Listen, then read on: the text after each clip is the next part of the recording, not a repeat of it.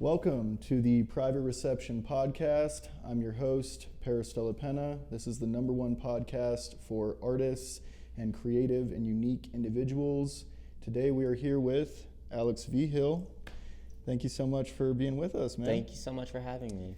So we'll just jump right into it. If you don't mind telling us a little bit about yourself and what kind of creative work you do. Sure. So obviously my name is Alex Vigil.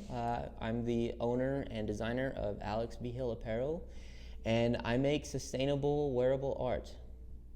Awesome, man. Yeah, I see you got some of your pieces here. A nice variety of men's and women's clothing. Really, love what you've been putting together. I've been kind of following your journey a little bit recently, and I think you're doing some very unique things, man. Thank you so much. Looks great. Can you tell us what first inspired you to start creating? I've always been a creative my whole life. I have one of my first paintings at 3 years old still. Oh, wow. And so this is one of my many avenues of expressing myself. Yeah, totally. I think, I've heard you talk about creating wearable art. It definitely seems like you're translating, a very artistic process into your clothing. And, these pieces do seem kind of like paintings in some ways. So that's awesome, man. I'm glad you've been still doing things like that. And, let's see here. So how would you describe your style or your creative voice?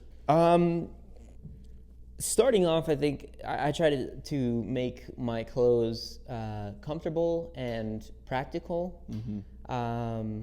That's for wearability's sake and attainability for, a wider range of audience. Mm-hmm. I also pride myself on being as sustainable and ethical as possible. My fabrics are upcycled from old clothes that are either torn, unwearable, or just discarded. I've even used some pants that I found off the road to make some of my pieces. So sustainability is a big point for me, and just sourcing my things as ethically as possible.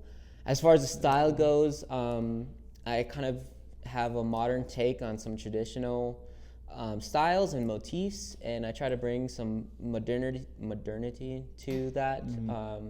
Making some new shapes, and I've kind of been exploring some new patterns. Pattern making is pretty new to me, but I've been exploring that and kind of making it my own. So some things you'll notice about my work that are pretty special to me. And my work are hardware, so eyelets, I use that quite often. Mm-hmm. A lot of steps, so you'll notice collars and things like that always have a step to them, as well as kind of almost like a brick layout with a lot of my pieces. So you'll notice that as well across Totally. my work. Yeah, and in a little bit here, we can kind of pull out some individual pieces and just do, we'll show the camera just kind of each thing we have on display here. Love the corset. This is probably maybe one of my favorite pieces with the, shoulders there. I love that. Do love, your logo as well on the back of this one. Yeah, definitely love a lot of geometry, a lot of sharp angles for sure. Totally, man, yeah. So, like with your creative process, where does a piece begin for you when you're in your studio? Do you conceptualize things? Do you start sketching things out, or how Honestly, do you start working on something? Yeah, so a lot of the times the process will begin at about like 12 o'clock at night when I'm trying to go to bed. Yeah. I have a notebook right by my side there, Mm-hmm. and a lot of times when I'm trying to fall asleep, I come up with some ideas, and so I try to briefly get them down, and then I kind of flush them out within the next few days, colors, how I want to, put things together, and then it's just a matter of kind of sourcing the materials that I want to use, and, making the final piece. Totally, yeah. Yeah, man. I mean, I think, it's a interesting process getting into that creative flow for a lot of people. I do randomly get a lot of interesting ideas before I go to bed, so I Yeah, totally for me it's understand always you there. like Yeah. right before I try to right before I go to sleep, and I don't know why, but Do you ever dream about clothing? no, mostly just nightmares. But it's mostly just in the mornings or at night when I think of kind of concepts or clothes, which is Totally. odd. Sometimes throughout the day, at work, I'll kind of throw down a quick sketch or something like that if something comes to my mind. Sometimes my ideas are a little too outlandish for me to make as far as my skill level is right now, but one day, I keep those sketches around so that one day I'll be able to make them come true. Well, I mean, yeah, it's incredible. I mean, you're doing all this stuff by yourself, by hand, and I can imagine that you have some great ideas, but then you run into a point where it's like, it's just me, it's just one person, I have to, and you're also kind of dealing with some sense of deadline. I mean, some things could maybe take months to really put together, right? Definitely. I mean, time is really the main constraint for, I think any artist, if they have a deadline, or just in general, a lot of artists will start a piece and then kind of take a little break and come back to it when they have the kind of creative drive again. Right. And so that's something that I do often. So I have quite a few half-done pieces that are waiting to be finished. But I think time is the biggest constraint and challenge, I guess I would say, that I face. Does that happen often, where you get into a project and then you realize, like, I'm in over my head and I can't finish this? It doesn't happen often, I wouldn't say. But there are certain circumstances where it does happen. A lot of the times, I think what it is the repetitive nature of some of my pieces. Take, for example, like these pants here, they have well over 100 pieces individually cut. And so just that process of sewing kind of the same 5-inch piece or whatever over and over again, over 100 times, can get quite old, I guess you could say. Totally, yeah. And so then I'll kind of take a break from it and come back to it later. But there are some things that I'm just not so well versed in that I still want to, maybe I haven't learned the skill I need to create the piece that I need. And so then I'll have to learn a skill first and then be able to create the piece I want to. Was it like more of a thing that happened when you were first starting out? Like you think as you've progressed and learned more, you're able to go from nothing to finished piece 100%, or? No, I think for me, I try to challenge myself with each piece. So there's something new and kind of a creative hurdle that I need to go over with every single piece. So every piece is kind of a new learning experience, which I've kind of been doing since I first started. I'm all self-taught, so every kind of new thing that I learn, I teach myself, and so it's kind of the same process over and over again. But and you mainly just try to make sure you push through creative hurdles and get it finished. Exactly. Yeah. Sure. Yeah. Leaving things unfinished is kind of hard for me. So Right. I mean, it may take me a while, but I'll get it done. Yeah, totally, man. Do you remember a breakthrough moment in your creative journey, or was there some part along the way where you felt maybe immense inspiration to really push through and keep going, or? I wouldn't say there's one particular moment. Personally, I think I'm blessed to be around a lot of creative people and a lot of mentor figures. So I think that with my own creative drive, along with a lot of inspiration and guidance along the way, I've been able to create kind of a pretty long span of creative, I guess, a creative journey. So not one particular moment, but definitely a lot of blessings along the way. Yeah, totally, man. So I guess kind of onto the topic of, pushing through creative blocks and hurdles and repetitive processes. when you feel really burnt out, are there kind of ways you like to get your mind off of things, or maybe get back on the horse a little bit and keep going through things? That's a challenging one for me, for sure. Creative blocks are never easy. I think there's a level of kind of like a lot of self-hate when there's a creative block, because in reality you want to create, but for whatever reason you're burnt out, or whatever reason you can't create. So those moments are really challenging for me. But trying to do it every single day, and sometimes forcing myself, I mean, sometimes it's only like 15 minutes where I can actually work on something. But like raw focus. Yeah, just kind of pushing through those doubts a little bit, and whatever negative self-talk there is. Totally, yeah. Can kind of, if it doesn't help that day, a lot of times if I do a little bit when the days that I don't want to, the next day I'll feel a little bit more inclined to be in that creative mode.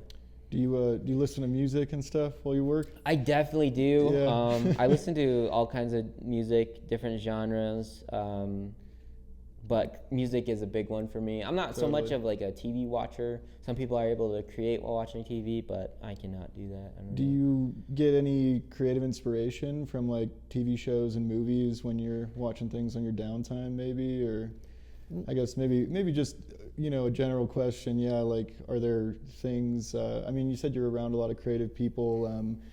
We are, of course, in the Acosta Strong Gallery on Canyon Road in Santa Fe, a hub of the arts. There's a lot of amazing, creative, talented people here. So I think, meeting a lot of people can give a lot of inspiration, but, maybe kind of pop culture things maybe inspire you or your designs in some ways. Yeah, definitely. Well, I guess this kind of, this answer will kind of go back to like what kind of started my journey a little bit.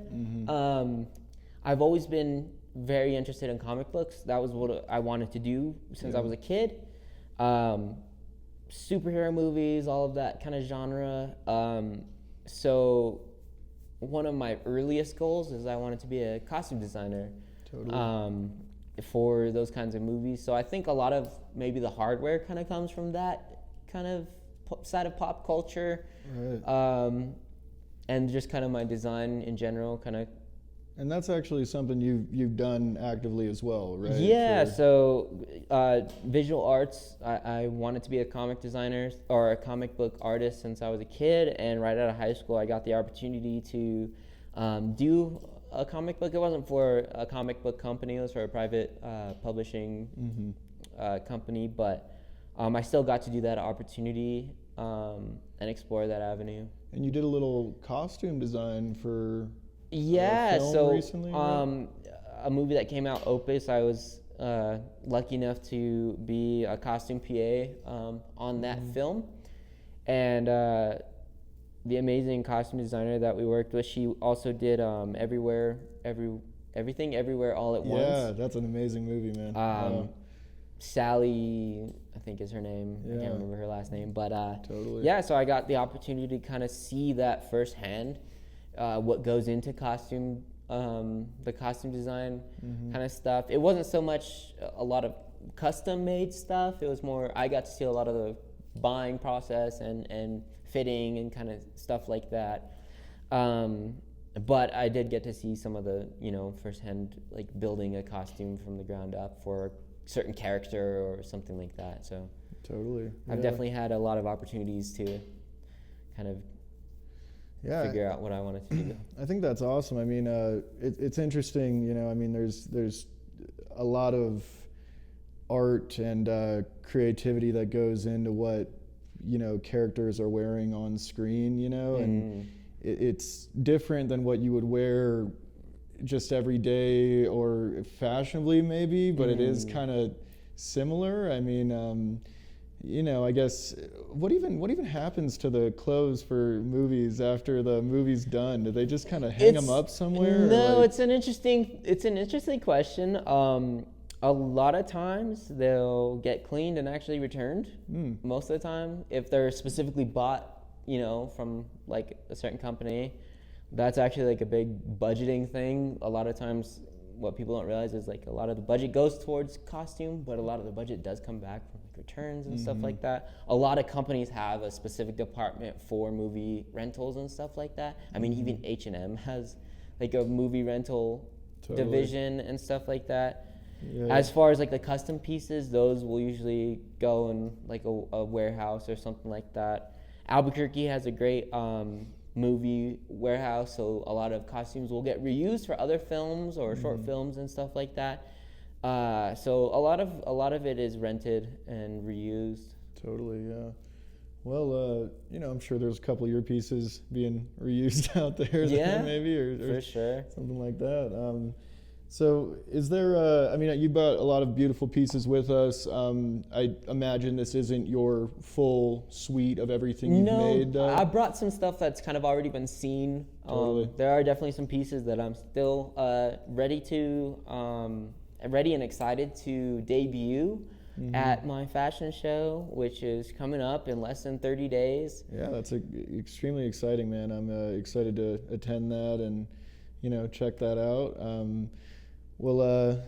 That's Native Fashion Week coming up in, you said 30 days? Yeah, earlier. A little less than 30 days. Native Fashion Week will be taking place from the 7th to the 11th. There'll be over 30 designers, well over 100 models, and lucky for me, I get to be one of those designers. Yeah, man. I think you're top of the list, maybe just because your name begins I think it's just because of my name, but it's great, man. You're a big part of that, and I think it's really awesome to see you take on a big project like that, and it's a big step for you. So yeah, man, I think that's extremely exciting. If anybody is in Santa Fe, New Mexico during those dates, please come out and show support. It's going to be a great time. I'm sure there's going to be a lot of other fun things going on in town, and I'm sure you'll find something to do, and you could come meet us personally if you'd like. So on the topic of your pieces, is there one piece you've made that feels especially personal or important to you? Almost every piece I think is pretty personal and special. Yeah. That's something I've been learning to do, is let go of pieces. Because they all take a lot of time, and every piece I put a lot of effort into. There is one particular pair of pants that I have done that are they're very unique, I would say. Every piece I think is unique, but you didn't bring them with you today. I didn't. You'll have to check his Instagram if you want to. Yeah, I haven't posted them or anything yet, so they're still unreleased. Cool. But it's a very. And so that would be like one of the pieces you put a lot of time, or maybe more time than other things into, or is there something that's taken you like an exponentially long amount of time to create? There's one. Honestly, right now, the thing that I'm still learning that is taking more time is women's clothes.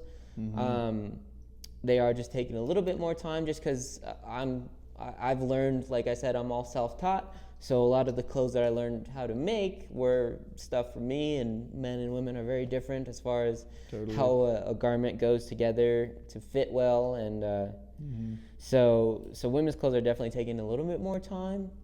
The corset looks very complex. That one definitely took quite a while.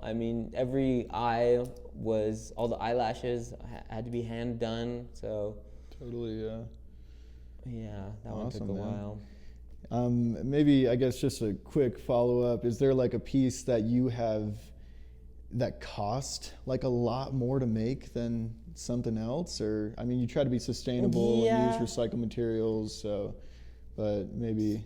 the only cost that I would say that some cost more than others is time. Time, yeah. Like I said, my materials are sustainable, if not free. A lot of that stemmed from me being just absolutely broke, and so I wanted to create. Starving artist point, that is, I think it's a common circumstance for many creative individuals, because time is money, and you're investing a lot of personal time into things that you could be doing other things with, and then you have to invest your own capital into what you want to create. So, Definitely. It's a tough thing, but kind of going into just why this is really, I think, inspiring to a lot of fashion designers or people that want to get into clothing.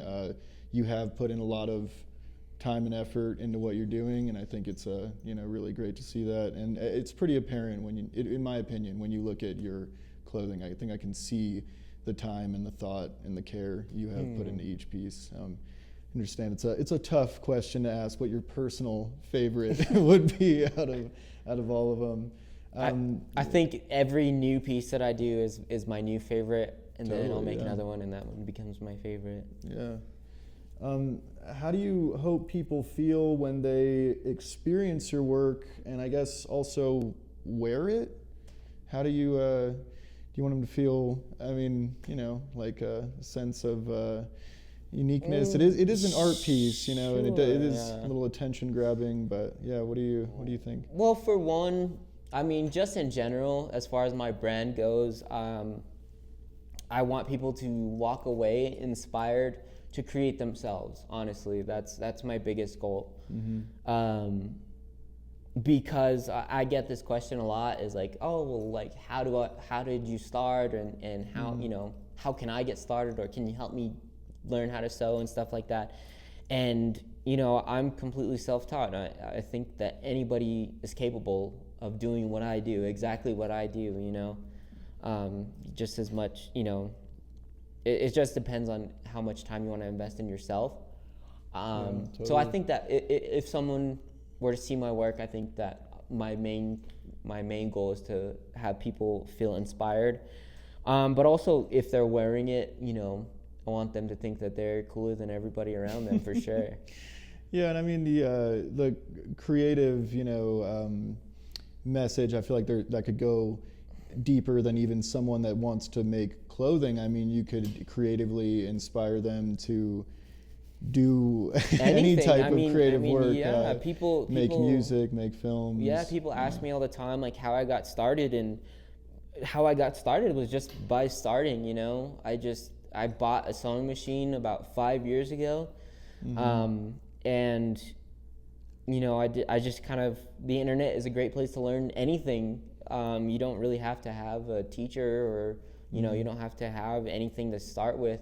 And again, like I said, my fabric, I didn't really have fabric, so I used what I had around me, which was some old denim and stuff like that, or whatever I had around. And totally. That's what I want people to kind of understand, I guess, by my work, is you don't have to go to school. You don't have to have formal training to just create anything. Just be passionate about it and do it. Yeah. Do it. Yeah. Where did you buy your first sewing machine from? I think it was Walmart. Just Walmart, yeah. It was a Walmart. And then it got stolen out of my car. It was the worst. Yeah. Someone stole that? That sounds like a pivotal moment maybe in your career, and then you had to go buy another one? I bought another one, actually. This is when I had a little bit better understanding of sewing machines. So honestly, a great way, if you're just starting out, go to Savers. Yeah. Savers, you can get an easy sewing machine for like under $50, and totally. There's a lot of cool vintage ones out there that people just let go of. So I'd say that's a great place for anybody to start. Yeah, thrift stores are wild. You can just find some interesting things, and they just kind of put a random price tag some of it doesn't even make any sense. It could be like $1,000 vintage sewing machine. Actually, I just went into Savers the other day, and there's this really cool retro sewing machine. It was like a Singer sewing machine, and I looked it up, and it was worth like $800, and it was going for like $45. Yeah. Man, they don't even check the internet when they give. I don't even know how. I've honestly wondered that my whole life, is how they price things. They're just kind of like, whatever. Yeah. Because stuff just rotates in there. I mean, some things aren't even worth selling. That's what I'm like. There'll be like pieces to other things, and it like has a price tag on it. I guess because they're getting so many used things in that they just need to get it out. Yeah. Interesting. Yeah. Some sewing machines have a really cool like old car aesthetic too. Definitely. You know what I mean? Yeah, like that definitely. 60s or 80s kind of vibe. So yeah, we talked about, being around a lot of creative individuals. Is there anyone you could name off the top of your head, artists past or present, that inspire you? For sure. I mean, as far as fashion goes specifically, Mason Margiela for sure was a big inspiration for me. I take inspiration from Rick Owens definitely too. For sure. Yeah. But as far as artists I've personally known, honestly, my biggest probably inspiration, or one that really kind of pushed me to be creative, was my mom for sure. Totally. She was always creative when she was, around us, me and my brothers and stuff like that. But she was kind of the same way. She would never take, no for an answer when it comes to learning a new skill. So she was self-taught. She did mosaic. She's played piano. She's learned the bass. She's just a very creative person. Totally, so yeah. I think I get that kind of drive from her. Awesome, man. Yeah, that's beautiful, and I do feel the same way about my mom in a lot of ways. Gotta love your moms. Gotta love the moms, man. So yeah, we mentioned the upcoming fashion show. It's very exciting. I guess we can go a little bit over that, and what's kind of next for you. What do you? Are there any kind of big pieces you have in the works right now? Working on some more men's things at the moment, more women's? Yeah, I'm just trying to finish up a few bigger kind of show-stopping pieces, I think. And then the show's on May 10th. It's just very special for me. Personally, like I'm pretty new to the fashion game, I suppose, here in Santa Fe, but I feel like I've taken it by storm a little bit. Yeah. I mean, just last year I debuted as a model, and now I'm debuting as a designer. And I think when people that aren't familiar with you go and check out what you did, you were definitely in probably the most standout fit. I mean, they had some amazing outfits throughout the whole show, without a doubt. But man, what you were wearing was like the most like standout thing. It was definitely just like a huge. Striking. It was very loud, that outfit, dude. Showstopper, man. Yeah, you killed it totally. So I've just kind of been taking the fashion game as it comes to me, and so with this show coming up, you're not going to be walking. No. You're going to be sitting down watching people wear your collection? I'll be probably in the back, like, okay, just kind of making sure nobody falls or something. I don't know. Yeah. I'll walk out at the very end just to thank, Okay. everybody. That's cool. So I've gone over choreography with the choreographer and stuff like that, and well, that's going to be interesting, going from someone that walked to being watching it's very unique, actually. A lot of the models that I have walking for me, I've walked with in the past, which is very special. So a lot of them have been supportive of me, the whole time. I've kind of been putting my name out there that I'm a designer more than a model for a while now. So I think that kind of me putting my seed out there, and yeah, man. I mean, I think you're always going to have the potential. I think the door to model, though, is always going to be, I'm sure even after this event. I mean, in general, you mentioned you're getting started in the fashion scene, but it is kind of just getting started in Santa Fe and in New Mexico, in my opinion. I mean, there have been things going on, but it's definitely appeared to ramp up a little bit more recently and become a little bit more of a real thing, For sure, yeah. I think the native fashion has been going on for about 11 years. Right. But just in the last couple of years, it's become globally seen. Right. I would say globally seen, that Santa Fe is becoming a hub for fashion. Yeah. Specifically native fashion, but I think it can be a hub for, fashion for anybody. Yeah, I think it's, just great to have more events and things. I mean, honestly, the more stuff we can do, let's just keep it coming. It's going to bring more people here, and I think that's what we need. It is a small town, though, and it is kind of out the way, so you know, it's a little bit of a trip to get out here, but it's beautiful. You know, it's like Yeah, great I time. think Santa Fe is one of the most special places. You'll hear it from anybody who's visited or who moves here. It's kind of one of the best places on earth. Yeah, I think even as attention for Santa Fe grows a little bit more, it's always going to have this gem kind of quiet, tucked away sort of feel. But yeah, we are getting a lot more movies out here and fashion. There are a lot of people doing great things with music and things like that. So it's going to get you know, busier for sure. And you know, we're definitely here for it. And it's kind of, you know, the origins of this podcast as well. Yeah, and exactly. I talking was just about people, to say. Yeah, that are out here like you, man.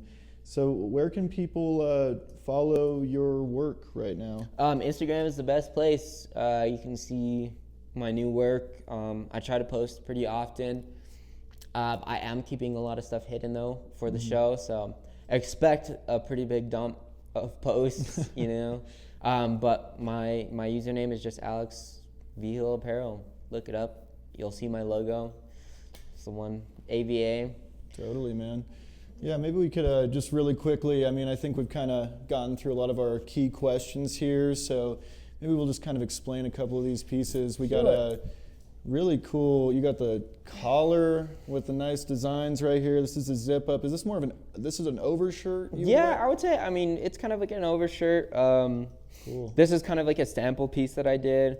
But yeah, so the step collar, which is my signature, a nice short sleeve with the logo on the back. The ties that I'll be debuting, I call them the 3-star ties. Yeah, so they have, you know, 3 stars on it. Again with the step collars on this vest, but again with that brick layout for the vest here. Yeah, I've seen this a couple times. I actually got to try that on. Yeah, I do he think took the a interior fit pic with material is really nice, and you know, yeah, I love the patterns on the outsides here. And I really, yeah, man, it's cool how you're staying consistent with this. Is this just like a knife? You're just using a knife to kind of cut that? No, that's honestly, or as far as the pattern, like when the I little cut squares, it out, yeah. I use like a rotary tool. Okay, cool. A rotary tool works the best, like a pizza cutter, basically. Totally. But for fabric. But the steps takes quite a while to make because when you have to do it on the reverse and then flip it inside. So, yeah, man. I mean, I love the, you know, different stitching designs here and different types of denim. The interior feels really nice, definitely. Yeah, it's like a faux fur kind of thing that I found. Awesome. At thrift as well. But yeah, so this one, I'm not sure how many pieces individually it has, but it's definitely, I think I used like about 6 different kind of pairs of denim to get that kind of gradient. I love using gradients in my work a lot. Then of course with the step design on the collar, and I use a lot of puffiness, so it's extra puffy. But yeah, so that's that denim vest there. Yeah, this one's really great. Also, I'm definitely a fan of this one. Yeah, so this is like I don't know, like a vest shirt type of thing. It again utilizes all my kind of step work there, the signature step design. This one I created the pattern from the ground up, and everyone who's tried it on has loved it. I tried to be as clean as possible with this one as far as my stitching goes, so there's no exposed stitches. Those are all flat felled stitched there. Flat felled seams, no top stitch on the outer edge or on any of the bottom step design there, so everything is completely flat, ironed. And yeah, so this one's a nice kind of vest shirt. Awesome, man.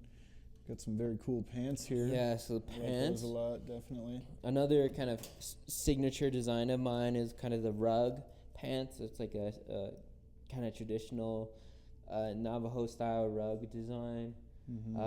But then I of course put the eyelets in it, and so then I like very flared, very baggy kind of look to it. So those ones have a big flare on the bottom, and they stack really nice, kind of streetwear design there. And so you got normal pockets, and then these could potentially Yeah, carry you could, something you if could needed. put your phone in there or something Kind of a like that loose, on the quick side. pocket. Yeah, so it'll just kind of slip in right on the side there Very cool, man. if you wanted to. Awesome. Yeah, I might have to contact you about these. Man. Those are really great. Yeah, these ones are really fly. A lot of people like these ones as well. And, almost could be a pairing piece. The jean Sure, jacket the as denim well. jacket. It's also a personal favorite. Yeah, so Very again cool. with the step design on the collar, this one has probably about 6 different pairs as well. This one is a pattern piece that I had made quite a while ago, but this one's a big oversized kind of sizing, so it's probably like a 2X or something like that. Awesome. Really comfortable, really nice to wear. A little bit of hardware there on the pockets. Nice heavy duty zipper. Yeah. So that one's a fun one. Looks really well put together, man. I like that one a lot. Yeah. Saw Another. these on your Instagram. Yeah. So another kind of one of my signature motifs is the spiral step staircase pants. So the step will go kind of like all the way around. The pant as you wear it. It's made out of kind of 3 different pairs of old workwear pants. Some that I personally used to wear, some that have been worn, and some that were gonna get thrown away. So How many individual pieces was this again? this I think has 108, if I'm not mistaken. Wow. Definitely well over 100 individually cut pieces. Very cool. Very nice, man. I also might be interested in purchasing those as well. Yeah. Totally. We got the shirt also. Yeah, so this is that sample shirt with signature the logo step, on the back. yeah, Very with my cool, logo on it. Logo design. AVA. As you AVA. can see, very unique. Yeah, so actually, quick story behind my design on as far as this goes, but I tried to mimic a bit of the infinity symbol there. So it's all continuous. Continuity is a big part of mine. Sustainability and is important as well. So. Yeah, man, I could definitely see the AVA, but I also could see a couple of other things, almost like a wolf, maybe. Maybe that's just me. I don't know. Everyone's a little wolf.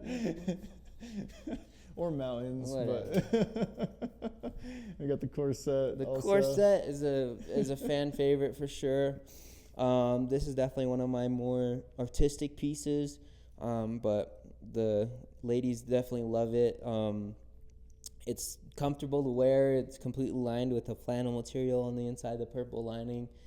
But yeah, this one is a favorite for sure. One of my signature pieces. Totally, man. Yeah, there's a lot of artistry in that corset. Yeah, that one has unique. quite a few different materials, but I still kept the theme of sustainability because actually the lining in there, the black part right there, is actually a pair of denim, upcycled denim. So Very cool. Awesome, man. And then you made the pants you're wearing as well. yeah, so this Those is are kind of a really nice. design I've been playing with the paracord, kind of mimicking muscle fibers a little bit. So that's an idea I've been toying with, so expect to see more of that in the future. Totally.